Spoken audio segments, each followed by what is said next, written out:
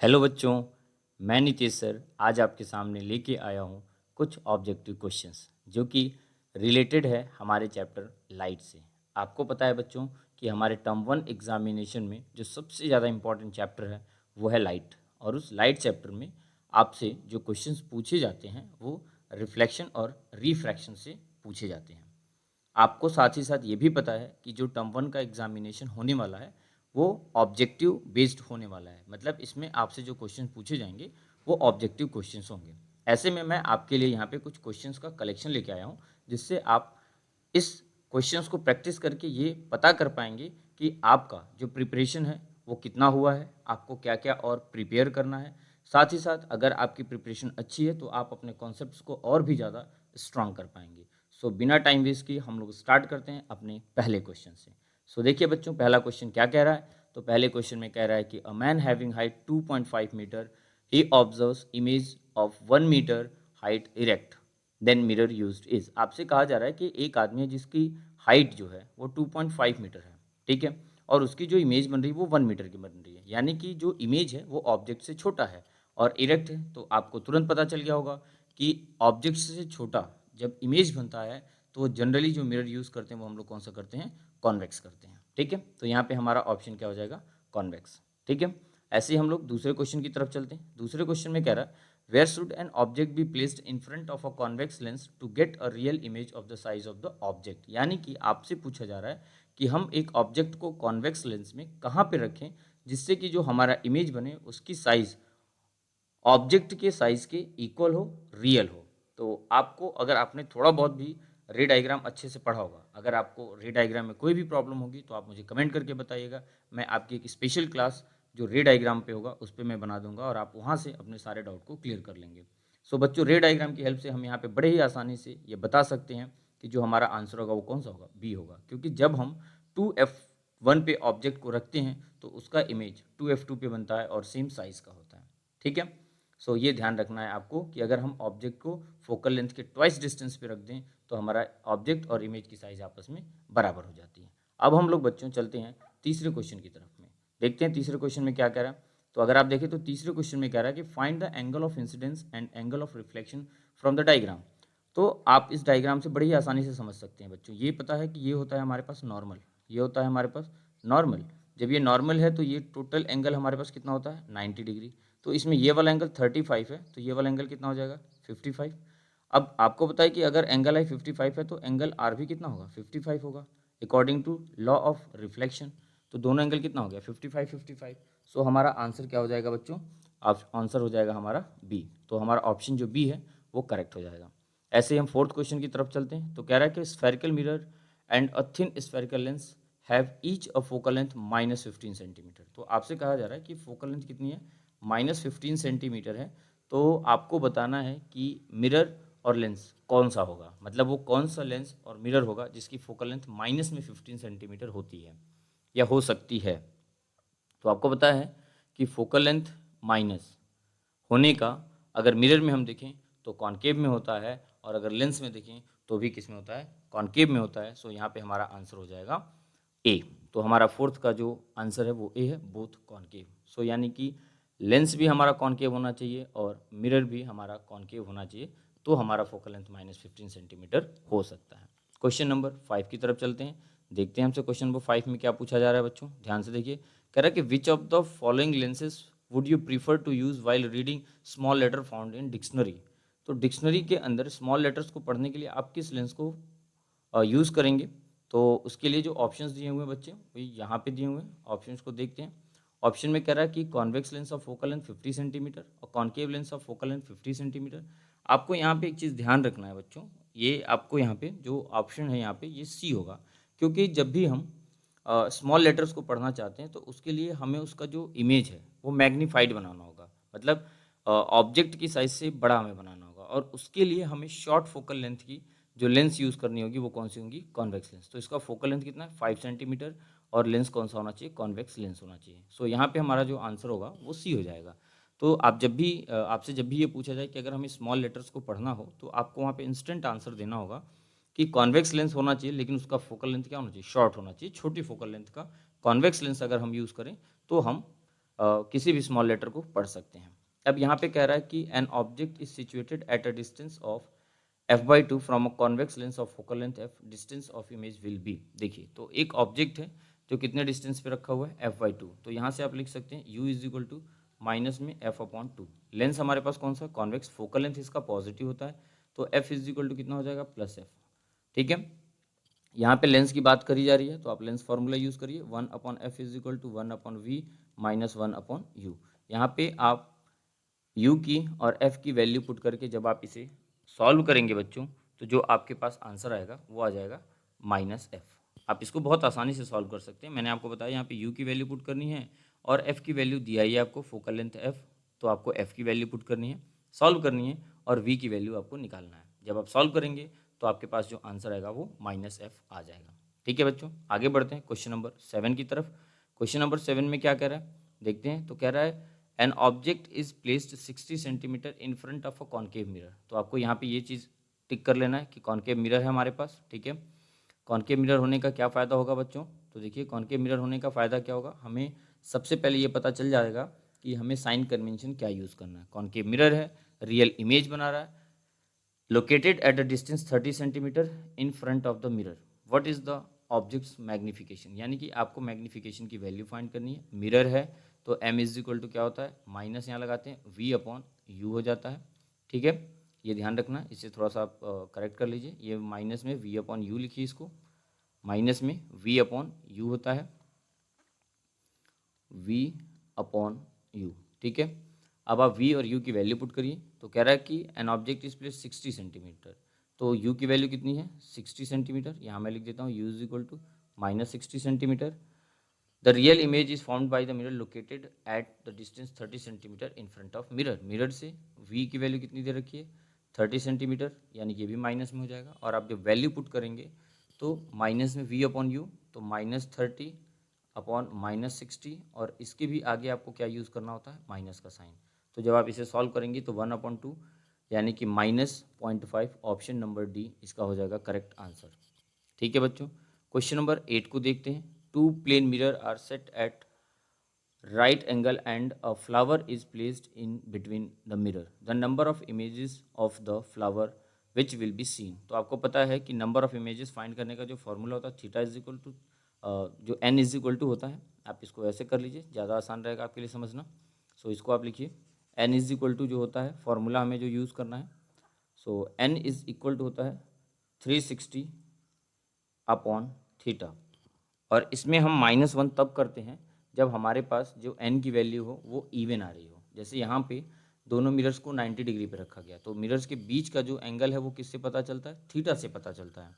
तो हम इसे लिखेंगे 360 अपॉन थीटा, थीटा की जगह पे कितना 90। हम इसे सॉल्व करेंगे तो आंसर कितना आएगा 4। लेकिन इसमें इस फॉर्मूले की एक खासियत ये होती है कि अगर हमें number of images even number मिले तो हम उसमें से -1 कर देंगे, सो हमारा करेक्ट आंसर क्या हो जाएगा 3, 4 - 1 और आंसर आ जाएगा 3। आई होप कि आपको चीज़ें समझ में आ रही होंगी। अगर आपको कहीं पे कोई दिक्कत हो तो आप कमेंट बॉक्स में ज़रूर बताना, मैं आपको डेफिनेटली हेल्प करूँगा। चलिए क्वेश्चन नंबर 9 की तरफ चलते हैं। मैं थोड़ी स्पीड से चल रहा हूँ, इसलिए चल रहा हूँ क्योंकि हमारे पास क्वेश्चंस 30 हैं, अराउंड 30 क्वेश्चन हैं, तो उनको डिस्कस करने में कहीं ऐसा ना हो कि बहुत ज़्यादा टाइम लग जाए। मैं चाहता हूँ कि एक बहुत छोटी वीडियो में आप आराम से 25 से 30 क्वेश्चंस को रिवाइज कर लो, जिससे आप कम टाइम के अंदर एक इफेक्टिव स्टडी कर पाओ। ठीक है, तो हम आगे बढ़ते हैं। अ मैन, क्वेश्चन नंबर 9 को पढ़ते हैं। A man is 6 feet tall, what is the smallest size plane mirror he can use to see his entire image. तो ध्यान रखिएगा, जितना बड़ा ऑब्जेक्ट हो उससे कम, ये ध्यान रखिएगा, कम से कम उसके आधी साइज का तो मिरर होना चाहिए उसकी कंप्लीट इमेज को देखने के लिए। सो यहाँ पे आंसर हो जाएगा हमारा 9 का ए, क्योंकि ऑब्जेक्ट है 6 फीट का है तो प्लेन मिरर कम से कम 3 फीट का तो होना ही चाहिए। ठीक है, चलिए आगे बढ़ते हैं, क्वेश्चन नंबर 10 की तरफ चलते हैं बच्चों। देखते हैं क्वेश्चन नंबर 10 में क्या कह रहा है। तो क्वेश्चन नंबर 10 में आपसे पूछा जा रहा है N object is place 60 centimetre in front of convex mirror. ध्यान रखिए कॉन्वेक्स मिरर है, तो हम यहाँ पे यू की वैल्यू लिख लेते हैं -60 centimetre. The virtual image is found by the mirror is located at 30 centimetre behind the mirror. Behind the mirror है तो वी की वैल्यू किस में होगी, प्लस में होगी, और कितना है 30 है, तो इसे 30 कर लेते हैं, मैंने 60 लिख दिया, इसको आप लिख लीजिए 30। ठीक है, और अब हम इसे सॉल्व करेंगे तो हमें बताना मैग्नीफिकेशन। तो m इज इक्वल टू कितना होता है बच्चों, माइनस में v/u। ठीक है, v की वैल्यू कितनी है +30, u की वैल्यू कितनी है -60, और इसके भी आगे माइनस आप लगाएंगे तो ये माइनस और ये माइनस कट जाएगा, तो ये हो जाएगा 30/60 यानी कि प्लस में 0.5। सो ऑप्शन हमारा जो होगा वो सी करेक्ट हो जाएगा। ठीक है, समझ में आ रहा है आपको? चलिए बहुत बढ़िया। क्वेश्चन नंबर 11 को देखते हैं। यहाँ पे देखिए ये डाइवर्ज हो रही हैं रेज, एक दूसरे से दूर जा रही हैं, और ये तभी होता है जब हमारे पास लेंस कौन सा होता है, कॉनकेव लेंस होता है। तो आप इस क्वेश्चन को बिना पढ़े भी आप आंसर कर सकते हैं, लेकिन एग्जामिनेशन में ऐसा नहीं करना है, आपको क्वेश्चन एक बार पढ़ना है। तो लाइट रे दिया हुआ ए बी जो कि इसके ऊपर फॉल्स हो रही हैं, तो आपको बताना है ऑन ऑप्टिकल कंपोनेंट, तो वो ऑप्टिकल कंपोनेंट जो होगा वो कौन सा होगा, कॉनकेव लेंस होगा। सो हम क्वेश्चन नंबर 12 की तरफ बढ़ते हैं बच्चों। क्वेश्चन नंबर 12 में देखते हैं क्या है हमारे पास। तो कह रहा है कि an object is place 20 centimetre in front of a concave mirror whose focal length is 25 centimetre. What is the magnification of the object. अब देखिए इसके मैग्निफिकेशन के लिए आपको एक रिलेशन याद रखना होगा, और अगर आपको इस रिलेशन को समझने में दिक्कत होगी तो आप मुझे बताइएगा, मैं आपको ये रिलेशन प्रूफ करके बता दूंगा। ठीक है, अभी फिलहाल में मैं बस वो रिलेशन यहाँ पे लिख रहा हूँ। तो ये रिलेशन होता है m=f/f-u। ये होता है मैग्निफिकेशन, ऑब्जेक्ट डिस्टेंस और फोकल लेंथ के बीच में रिलेशन। ठीक है, अब जैसा कि यहाँ पे देखिए ऑब्जेक्ट का डिस्टेंस दिया हुआ, क्वेश्चन में हमारे पास ऑब्जेक्ट डिस्टेंस है और हमारे पास फोकल लेंथ है। तो ऑब्जेक्ट डिस्टेंस कितना है 20 सेंटीमीटर, और हमारे पास फोकल लेंथ कितना है 25 सेंटीमीटर। तो हम पुट करते हैं, तो फोकल लेंथ इज 25/25 -20, और आप इसे सॉल्व करेंगे बच्चों तो ये हो जाएगा 25/5। सो हमारा आंसर आ जाएगा 5।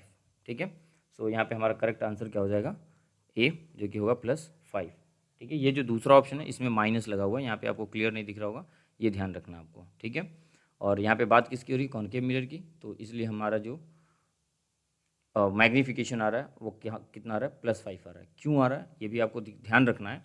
ऐसा इसलिए हो रहा है क्योंकि ये देखिए इसका फोकल लेंथ ज़्यादा है और ऑब्जेक्ट का डिस्टेंस कम है, तो इसका मतलब जो ऑब्जेक्ट है वो फोकस और पोल के बीच में है।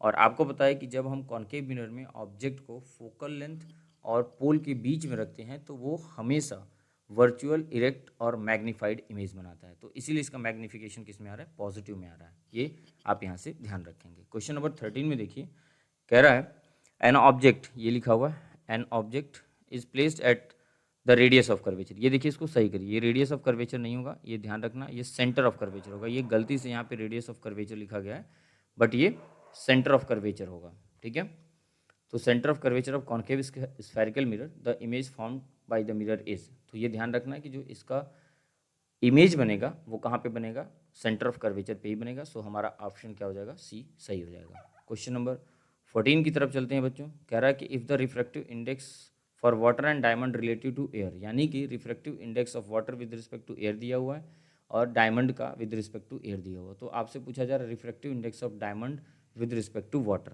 तो refractive index of diamond with respect to water क्या हो जाएगा, refractive index of diamond upon refractive index of water.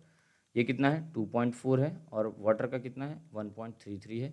आप इसे सॉल्व करेंगे तो आपका जो आंसर आ जाएगा वो आ जाएगा 1.80। सो 14 क्वेश्चन का जो ऑप्शन होगा वो कौन सा हो जाएगा, 1.80 हो जाएगा।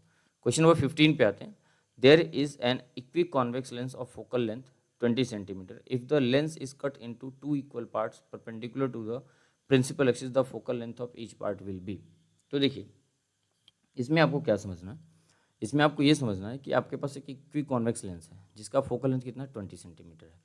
अब उसे क्या किया गया है, दो इक्वल पार्ट्स में डिवाइड कर दिया गया है। तो जैसे दो इक्वल पार्ट्स में डिवाइड किया जाएगा तो जो ये लेंस होगा, जो ये लेंस होगा वो दो पार्ट्स में डिवाइड हो रहा है क्योंकि हम इसको परपेंडिकुलरली डिवाइड कर रहे हैं। इससे क्या होगा कि इसका जो फोकल लेंथ है वो पहले 20 सेंटीमीटर था, जैसे ही लेंथ दो पार्ट्स में डिवाइड होगा इसका जो फोकल लेंथ होगा वो बढ़ जाएगा और वो कितना हो जाएगा 40 सेंटीमीटर के आसपास हो जाएगा। तो ये आपको यहाँ पे ध्यान रखना है, इसका जो आंसर होगा वो सी हो जाएगा। ठीक है, तो यहाँ पे फोकल लेंथ डबल हो रहा है, क्यों, क्योंकि हमने इसको दो इक्वल पार्ट्स में कट कर दिया। तो पहले 20 था तो अब ईच पार्ट का जो फोकल लेंथ हो जाएगा वो 40 सेंटीमीटर के आसपास हो जाएगा। ठीक है, सो हमारा आंसर क्या हो जाएगा, सी। क्वेश्चन नंबर 16 पे आइए। कह रहा है कि एक ऑब्जेक्ट है जो 20 सेंटीमीटर एक कॉन्केव मिरर के सामने रखा हुआ जिसका फोकल लेंथ इतना है। Where is the image located. आपको इमेज बताना है कहाँ बनेगा। तो वही फॉर्मूला है 1/f is equal to 1/v minus 1/u। और मैं चाहता हूँ कि आप 1/v प्लस हो जाएगा। क्यों, क्योंकि ये मिरर की बात हो रही है, ध्यान रखिएगा ये मिरर है, ये गलती ना हो जाए इसलिए ये ध्यान रखना है कि मिरर के लिए 1/f is equal to 1/v plus 1/u को यूज़ करते हैं। और आप इसे सॉल्व करिएगा, फॉर्मूले में वैल्यू को पुट करिएगा और चेक करिएगा कि आपसे क्वेश्चन सॉल्व हो रहा है कि नहीं। मैं आपको आंसर बता देता हूँ, आंसर इज़ बी, यानी कि 1.0 into 10⁻² centimetre behind the mirror बनेगा इसका इमेज। ठीक है, तो ये आपको ध्यान रखना है। हमारे पास कॉनकेव मिरर है, फोकल लेंथ दिया और ऑब्जेक्ट डिस्टेंस दिया है, और ये आपको बताना है। आप मुझे कमेंट बॉक्स में ये भी बताइएगा कि बिहाइंड द मिरर क्यों बन रहा है। ठीक है, और बिहाइंड द मिरर बनने के पीछे केस क्या होता है, ये भी आपको मुझे बताना होगा कमेंट बॉक्स में। ठीक है, मैं आपके कमेंट का वेट करूँगा, देखता हूँ कितने बच्चे ये बात मुझे बताते हैं। चलिए, अब आते हैं हम लोग क्वेश्चन नंबर 17 की तरफ। क्वेश्चन नंबर 17 में देखिए, ये पेंसिल बेंड होती हुई दिखाई दे रही है। तो ये आपको पता है तभी होता है जब लाइट वेव क्या होती है, रिफ्रैक्ट होती हैं। तो यहाँ पे 17 का सी हो जाएगा। ठीक है, लाइट वेव, देखिए लाइट वेव क्वेश्चन नंबर 18 में कह रहा है कि बताइए लाइट वेव क्या होती है। तो लाइट वेव जो होती है, can travel through perfect vacuum. इसको किसी मीडियम की ज़रूरत नहीं होती है, क्योंकि ये इलेक्ट्रोमैग्नेटिक वेव होती हैं, तो ये वैक्यूम के अंदर भी ट्रेवल कर सकती हैं। सो इसका आंसर हो जाएगा डी। अब हम चलते हैं क्वेश्चन नंबर 19 में, देखते हैं क्वेश्चन नंबर 19 में क्या है बच्चों। तो कह रहा है what are the factor that determine the angle of deviation in a prism. तो आपको पता है कि प्रिज्म में ये प्रिज्म बनता है और यहाँ से लाइट ऐसे आती है, ऐसे, और फिर ये ऐसे बेंट होकर चली जाती है। तो यहाँ पे जो ये एंगल ऑफ डेविएशन बनता है वो ये बनता है, ये होता है एंगल ऑफ डेविएशन। मैं इसे थोड़ा बड़ा करके दिखा देता हूँ, बच्चों को समझ में आ जाएगा आसानी से। देखिए कैसे, यहाँ देखिए, ये हमारे पास है ऑब्जेक्ट। ठीक है, इसे मैं क्लियर करता हूँ, एक मिनट रुक जाइए। इसे मैं क्लियर इमेज बना देता हूँ जिससे आपको ये चीज़ अच्छे से समझ में आ जाए। और बहुत सारे बच्चों को तो ये पता भी है, बट फिर भी एक बार बताते हैं। देखिए ध्यान से, ये हमारे पास है एक, देखिए ध्यान से, यहाँ पे हमारे पास ये हो गया एक प्रिज्म, और इस प्रिज्म से जो रे आती है, पास होती है, वो ऐसे बेंट होकर और ऐसे चली जाती है। तो इसमें एंगल ऑफ डेविएशन क्या होता है, इसको हम पीछे एक्सटेंड करते हैं और इसको, तो ये जो एंगल होता है इसको हम लोग बोलते हैं डेल्टा, जो कि बताता है एंगल ऑफ डेविएशन। और ये डिपेंड करता है, देखिए किसके किसके ऊपर, ये डिपेंड करता है एंगल ऑफ इंसिडेंस पे। ठीक है, ये डिपेंड करता है वेवलेंथ पे, ये डिपेंड करता है प्रिज्म एंगल पे। ये प्रिज्म एंगल होता है, ये दो फेसेस के बीच में, दो रिफ्लेक्टिंग फेसेस के बीच का जो एंगल है। सो यहाँ पे जो हमारा आंसर हो जाएगा वो क्या हो जाएगा, 19 का डी हो जाएगा। ठीक है बच्चों, और आप जब भी ये वीडियो लेक्चर देख रहे हो, इसमें अगर आपको किसी भी तरह का सजेशन देना हो तो आप मुझे ज़रूर बताइएगा, ताकि मैं अगली वीडियो में वो जो भी आपकी बातें होंगी उसको मैं इम्प्लीमेंट करूँगा और आपको एक बेस्ट वीडियो दूंगा, जिससे आप अपनी प्रिपरेशन बहुत ही आसान कर पाएँ। ठीक है बच्चों, चलिए अब आगे चलते हैं हम लोग क्वेश्चन नंबर 20 की तरफ। लेट्स सी कि क्वेश्चन नंबर 20 में हमसे क्या पूछा जा रहा है। तो क्वेश्चन नंबर 20 में हमसे पूछा जा रहा है कि जो मॉर्निंग में सन होता है वो इतना हॉट नहीं होता है जितना कि वो मिड डे में होता है। क्वेश्चन को पढ़िए, morning sun is not so hot as the mid sun because. तो इसका रीज़न क्या होता है, जब सन मॉर्निंग में होता है तो उसको एक लॉन्गर डिस्टेंस ट्रैवल करना पड़ता है। ठीक है, ये आप एटमॉस्फेरिक रिफ्रैक्शन के अंदर पढ़ते हैं कि जब सन मॉर्निंग में होते हैं तो उनको हम तक पहुंचने के लिए एक लंबा डिस्टेंस ट्रैवल करना पड़ता है, लेकिन जब ये मिड डे पे होते हैं तो लाइट बिल्कुल परपेंडिकुलरली आती है और इसको बहुत छोटी डिस्टेंस ट्रैवल करनी पड़ती है। इसीलिए जो सन की रेज़ होती हैं वो हमें क्या होती हैं, ज़्यादा हॉट लगती हैं, ज़्यादा हमें गर्म जो वेव मिलती है, जो हमें रेज़ आती हैं सन की, वो ज़्यादा गर्म होती हैं। बिकॉज उसके पीछे ये रीज़न होता है कि मिड डे में जो लाइट होती है उनको बहुत छोटी डिस्टेंस ट्रैवल करनी पड़ती है। ठीक है, और मॉर्निंग में एक लॉन्ग डिस्टेंस ट्रैवल करना पड़ता है। ये मैं आपको थोड़ा बता देता हूँ। देखिए ये अर्थ सरफेस है और ये होराइजन होता है। ठीक है, यहाँ सन होते हैं तो सन से ऐसे लाइट होती है और फिर ऐसे बेंट होकर ये आती है। ठीक है, और जब मिड डे में होता है ये लाइट रिफ्रैक्ट होती है। जब मिड डे की बात होती है यानी कि बिल्कुल दोपहर में, तो ये लाइट रिफ्रैक्ट होती नहीं, सीधा आपके ऊपर आती है। तो ये रीज़न होता है। तो यहाँ पे इसको ऐसे लिखा गया है, the sun rays travel a longer distance through atmosphere in the morning. ठीक है, लेकिन जब मिड डे की बात होती है यानी कि दोपहर में, तो लाइट को इतना लंबा डिस्टेंस नहीं ट्रेवल करना होता है, और इस वजह से जो रेज होती हैं, जो सन होता है वो क्या होता है, हॉट होता है कंपैरेटिवली मिड डे। ठीक है, क्वेश्चन नंबर 21 की तरफ चलते हैं, देखते हैं। क्वेश्चन नंबर 21 में बच्चों कहा जा रहा है आपसे कि the layered lens shown below is made up of two different transparent materials. तो दो ट्रांसपेरेंट मटेरियल से बने हुए हैं, तो डेफिनेटली ये कितने इमेज का फॉर्मेशन करेंगे, तो ये आपको ध्यान रखना, 2 इमेजेस का फॉर्मेशन करेंगे, याद रखना ये चीज़ आपको। ठीक है, तो उसके बाद से कह रहा है कि एक ऑब्जेक्ट है placed in front of concave mirror of focal length इतना और रियल इमेज इतने डिस्टेंस से बना रहा है। तो बताइए हमने ऑब्जेक्ट को कहाँ रखना है। तो आपको पता है कि ये आपके पास मिरर है, फॉर्मूला यूज़ करना है 1/f is equal to 1/v plus 1/u, और वैल्यूज़ पुट करनी है, साइन कन्वेंशन यूज़ करना है और आपको खुद सॉल्व करना है और मुझे आंसर बताना है। और इस क्वेश्चन नंबर 22 का जो आंसर निकल के आएगा बच्चों वो आएगा -150 सेंटीमीटर। ये आपको ध्यान रखना है, ठीक है। क्वेश्चन नंबर 23 की तरफ चलते हैं। कह रहा है a number of images of a candle flame can be seen in the thick plane mirror, the brightest image is. अब ये क्वेश्चन थोड़ा सा लॉजिकल हो जाता है। एक्चुअली क्या होता है, इसका जो पहले मैं आपको आंसर बता देता हूँ, इसका जो आंसर होगा वो सेकंड होगा। क्यों होगा ऐसा, देखिए होता क्या है कि जो पहला इमेज होता है जब लाइट इस पे पड़ती है तो कुछ लाइट यहाँ से रिफ्लेक्ट होती है, ठीक है। तो जो यहाँ पे जो इमेज बनता है वो ब्लर बनता है, लेकिन जब ये लाइट आगे तक जाती है तो मैक्सिमम जो रेज होती हैं, जो मैक्सिमम रेज होती हैं वो यहाँ तक पहुँचती हैं और एक्चुअल इमेज का फॉर्मेशन इस पीछे वाले सरफेस से होता है। तो इसीलिए कहा जाता है कि जो ये वाला इमेज होता है ये थोड़ा सा ब्लर होता है कंपेरेटिवली दिस। तो ये यहाँ पे ध्यान रखना कि जो दूसरा इमेज होता है वो ज़्यादा क्लियर बनता है, क्योंकि यहाँ पे रेज रिफ्लेक्ट हो जाती हैं, बाहर रिफ्लेक्ट होकर बाहर चली जाती हैं, लेकिन यहाँ पे सारी रेज पहुँचती हैं और इमेज का फॉर्मेशन जो करती हैं उसकी इंटेंसिटी ज़्यादा हो जाती है। तो ये आपको ध्यान रखना है। क्वेश्चन नंबर 24 में कह रहा है कि एक रे है जो पहले एयर से वाटर में जाती है, then through thick layer of glass और प्लेस्ड बिलो द वाटर। तो पहले एयर से वाटर और फिर वाटर से ग्लास में। तो आपको पता है कि लाइट पास होगी और पास होने के बाद उसके अंदर एक ही चीज़ देखने को मिलता है और वो होता है, बताइए क्या, ऑप्शन में गेस करिए कौन सा ऑप्शन होगा। तो यहाँ पर हो जाएगा 24 का बी, सफ़र लैटरल डिस्प्लेसमेंट। आपको मैंने जिन बच्चों ने मुझसे पढ़ा है उनको मैंने बताया भी है। बाकी अगर बच्चों को ना समझ में आए तो मुझे एक बार बताइएगा, मैं ये क्वेश्चन भी आपको एक्सप्लेन कर दूंगा। वैसे मैं थोड़ा हिंट देता हूँ आपको। देखिए क्या होता है, ऐसे ये ग्लास प्रिज्म में एक ग्लास स्लैब है, यहाँ से लाइट एयर से आ रही है, ग्लास में जा रही है। तो आपको पता है कि जो बाहर मीडियम है वो रेयरर है, रेयरर से डेंसर में आ रही है तो लाइट बेंट होगी और फिर डेंसर से रेयर में जा रही है तो फिर बेंट होगी। और यहाँ से आप ड्रॉ करेंगे तो ओरिजिनल पाथ और रिफ्लेक्टेड पाथ के बीच में हमें एक डिस्प्लेसमेंट देखने को मिलता है। तो इसीलिए हम लोग कहते हैं कि जो लाइट होती है वो लेटरल डिस्प्लेसमेंट को सफ़र करती है, ठीक है। 24 के बाद 25 नंबर क्वेश्चन पे चलते हैं। A concave spherical mirror has radius of curvature of 100 centimetre, what is it's focal length. तो ये बच्चों आप सबको पता है कि जो आर होता है उसकी वैल्यू किसके इक्वल होती है, 2f की।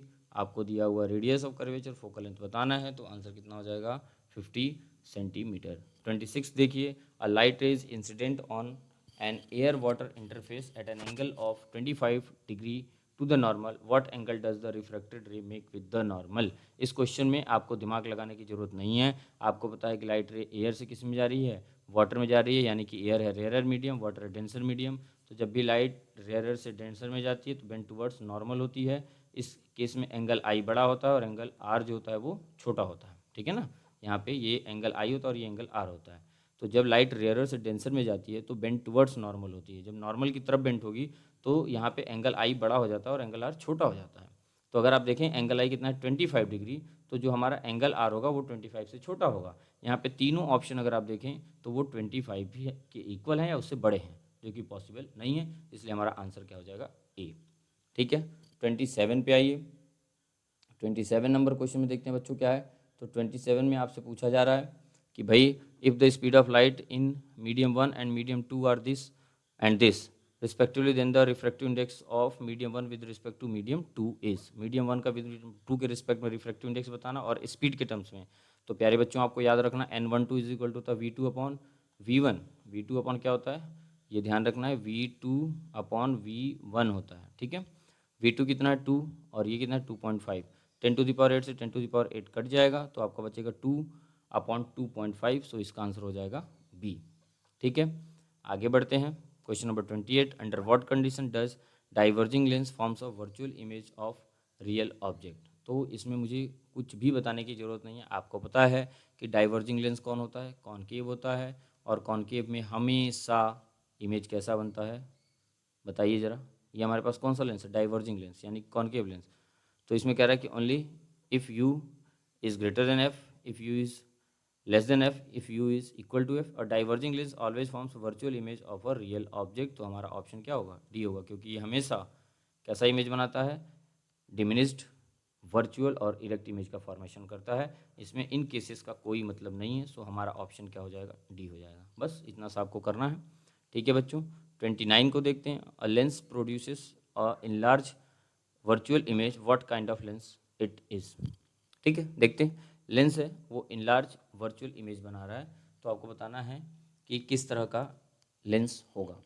तो ज़रा गेस करिए किस तरह का लेंस होगा ये, बताइए ज़रा। तो आपको पता है कि इनलार्ज वर्चुअल इमेज बनाने की सिर्फ एक ही कंडीशन होती है और वो किस में होती है, कन्वर्जिंग में होती है। डाइवर्जिंग में वर्चुअल इमेज तो बनता है लेकिन इनलार्ज नहीं होता, वो डिमिनिश्ड होता है। तो इसलिए हम डाइवर्जिंग को टिक नहीं करेंगे और ये तो होगा ही नहीं तीनों।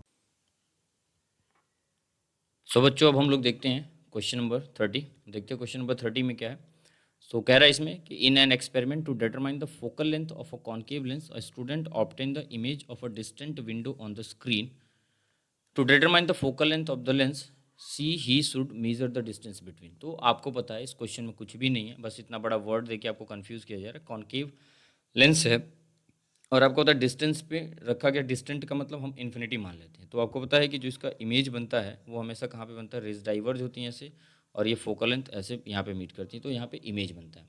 तो अगर उसे फोकल लेंथ मेजर करना तो क्या करें, यहाँ पे स्क्रीन रखा है क्योंकि इमेज यहाँ बन रहा है तो स्क्रीन भी यही है। तो जब यहाँ इमेज बन रहा है तो उसको बस करना है लेंस और स्क्रीन के बीच का डिस्टेंस मेजर कर लेना है। तो क्या हो गया, ये हो गया इसका आंसर। और ये इसका फोकल लेंथ भी हो जाएगा, यहीं पे स्क्रीन भी है और ये इसका लेंस है। तो लेंस और स्क्रीन के बीच का डिस्टेंस मेजर कर ले, उसको पता चल जाएगा कि उसके कॉन्केव लेंस का फोकल लेंथ क्या होगा। आई होप कि आपको सारे क्वेश्चंस अच्छे से समझ में आए होंगे। पर फिर भी बच्चों अगर आपको कहीं पे किसी भी क्वेश्चन में समझ में ना आया हो या कोई भी तरह का कन्फ्यूज़न हो, कोई डाउट हो, तो आप मुझे कमेंट सेक्शन में बताइएगा। डेफिनेटली आपके डाउट को क्लियर किया जाएगा और बहुत जल्दी से जल्दी क्लियर किया जाएगा। और आपके जो भी सजेशन होंगे वो भी मुझे बताइएगा ताकि मैं अपनी वीडियो को और भी इम्प्रूव और भी अच्छा कर पाऊँ और आपकी पढ़ाई को और भी आसान कर पाऊँ मैं, इससे आपकी तैयारी और अच्छी हो पाए और एग्जामिनेशन में आप अच्छे मार्क्स स्कोर कर पाएँ। सो इसी के साथ यहीं पे हम अपनी क्लास को ख़त्म करते हैं और मिलते हैं हम लोग पार्ट 2 में।